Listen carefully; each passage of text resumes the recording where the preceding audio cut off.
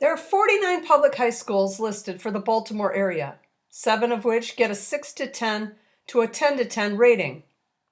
That's 14% of the schools getting a passing rating.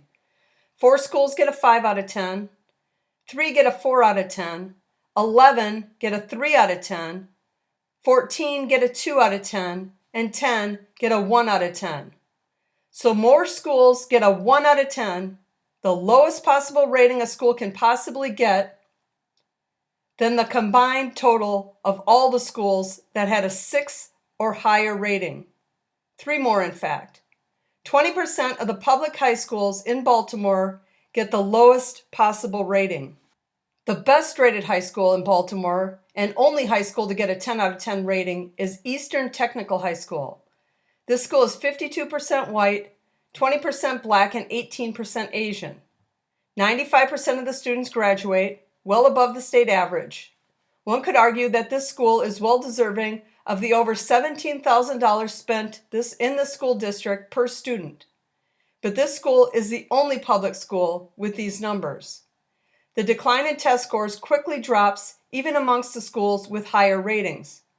And when you get to the 20% of high schools with a 1 out of 10 rating, the numbers are almost unbelievable.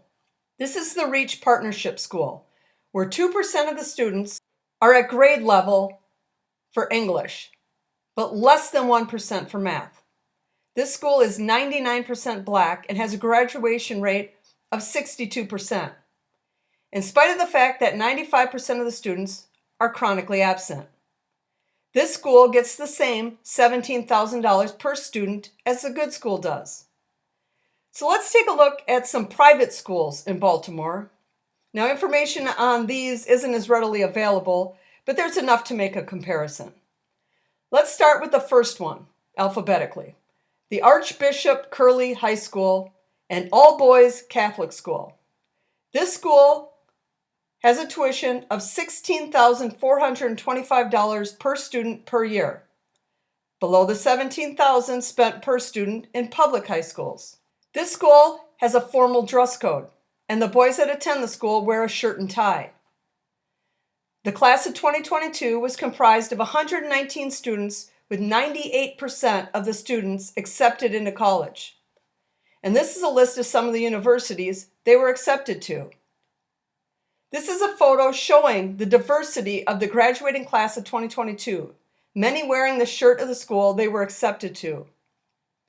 The fee to send your kid to this private school that all but ensures your child will go to college is less than what the Baltimore School District pays for the 86% of public high schools that almost ensure your child will not go to college.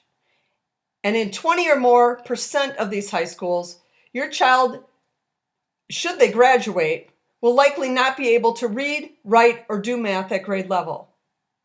There's a strong argument for school choice in America. And looking at these statistics, it's hard not to be an advocate for it.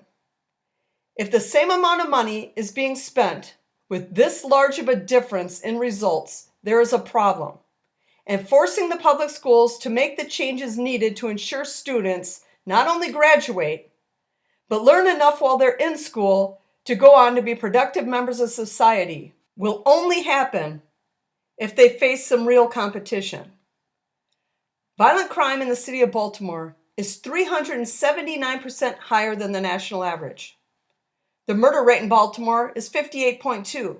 That's higher than Detroit, Michigan, Jackson, Mississippi, and Memphis, Tennessee, and more than doubles the murder rate of Chicago. There are neighborhoods in Baltimore where the violent crime rate is over 600% higher than the national average. And if these cities are determined to stop the so-called school-to-prison pipeline, maybe instead of just not putting bad guys in jail, maybe they can start by giving kids a solid education. That might deter them from a life of crime.